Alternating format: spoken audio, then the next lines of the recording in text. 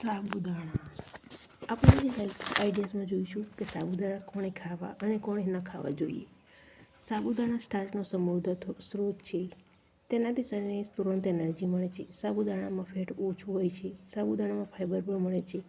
ખનિજની વાત કરીએ તો સાબુદાણામાં આયર્ન, કેલ્શિયમ, પોટેશિયમ હોય છે. સાબુદાણા શરીરને તુરંત એનર્જી આપે છે, તેથી તેને વ્રતમાં ખાવા માટે ઉત્તમ માનવામાં આવે છે. તેનું પાચન પણ સરળતાથી થાય છે. જોકે સાબુદાણામાં ફાઇબર અને પ્રોટીન ખૂબ જ ઓછા પ્રમાણમાં હોય છે.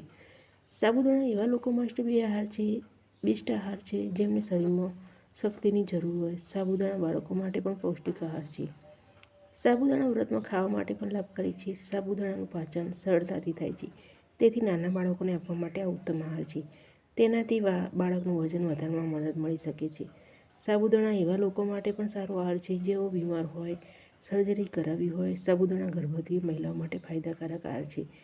જે લોકોને પાચન સંબંધિત સમસ્યાઓ હોય અથવા પેટની ગરમી વધારે રહેતી હોય તેઓ પણ સાબુદાણા ખાઈ શકે છે. તેનાથી પેટની ઠંડક મળે છે. હવે સાબુદાણા કોણે ન ખાવા જોઈએ?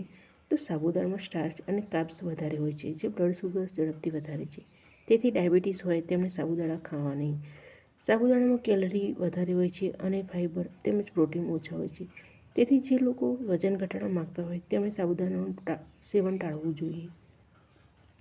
સાબુદાણામાં ફાઇબરની ખામી હોય છે, જે લોકોને પેટમાં બ્લોટિંગ, ગેસ અને કબજિયાતની ફરિયાદ હોય તેમણે પણ સાબુદાણા ખાવાનું ટાળવું જોઈએ. સાબુદાણા હાઈ પેશન્ટ અથવા હાઈ કોલેસ્ટ્રોલ ધરાવતા લોકો માટે પણ હાનિકારક છે. કિડનીમાં પથરીની સમસ્યા હોય તેમણે પણ સાબુદાણા ખાવાથી બચવું જોઈએ. તો આપણે આ જોયા કે સાબુદાણા કોણે ખાવા અને કોને ના ખાવા તે વિશેની હેલ્થ માહિતી લીધી.